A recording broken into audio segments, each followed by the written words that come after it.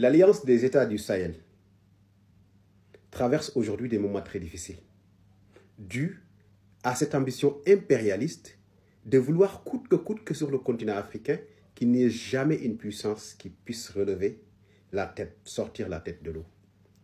Pourquoi l'Alliance des États du Sahel est une menace aujourd'hui pour les impérialistes? Je vais vous donner juste un élément qui le prouve. Et à travers cet élément-là, vous allez découvrir une chaîne de prospérité qui va en suivre. C'est-à-dire que à travers cet élément, vous allez comprendre que tout est une question de link. Quand on parle de développement, quand on parle de diplomatie forte, quand on parle de souveraineté, quand on parle aujourd'hui de puissance économique, vous allez voir que tout est une question de link. Aujourd'hui, pourquoi l'Alliance des États du Sahel subit ce qu'elle subit aujourd'hui comme diffamation, comme désinformation, comme manipulation ou même comme discours tendant à aller vers un appel à une guerre civile, venant toujours des impérialistes. Je vais vous dire pourquoi. Est-ce que vous savez que ces trois pays réunis, s'ils parviennent à raffiner leur or dans leur territoire, sur le territoire de l'Alliance des États du Sahel, auront des réserves d'or supérieures aux réserves d'or des États-Unis? C'est-à-dire qu'ils auront plus d'or, plus de capacité financière que les États-Unis. Ce n'est pas facile à entendre. Ce n'est pas facile à entendre, mais c'est la réalité. Parce qu'ils ont les mines d'or pour le faire. Et il faut maintenant que les dirigeants s'y mettent. Et je pense qu'avec ces dirigeants que je vois, ils commencent à comprendre ce qu'ils ont entre leurs mains. Ils ont tout. Ils ont tout. Aujourd'hui, si on vous dit que la plus grande nappe d'eau douce de l'Afrique se trouve aujourd'hui sous le Sahel, dans la zone des trois frontières, on peut parler même d'une mer douce souterraine.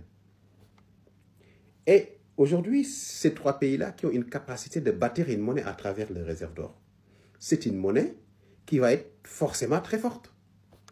Parce que c'est une monnaie qui sera indépendante, gérée par eux-mêmes, gérée de manière souveraine, qui va être fluctuée ou bien d'évaluer en fonction des besoins du moment, en fonction des besoins de ces trois pays-là. Et là, si ça arrive, tous les médecins, les professeurs d'université et toute l'intelligentsia des alliances des pays du Sahel va rentrer. Parce qu'ils n'ont plus besoin de rester en Europe, aux États-Unis ou en Chine ou dans quelconque contrée de l'Afrique. Parce qu'ils auront un pays qui va les rémunérer à la juste valeur. Ils auront un pays où quel que soit leur niveau de vie souhaité, ils trouveront sur le territoire des éléments nécessaires pour mener leur vie. Tout ce qui est médecin, dentiste, ophtalmologue, toutes ces personnes-là vont rentrer.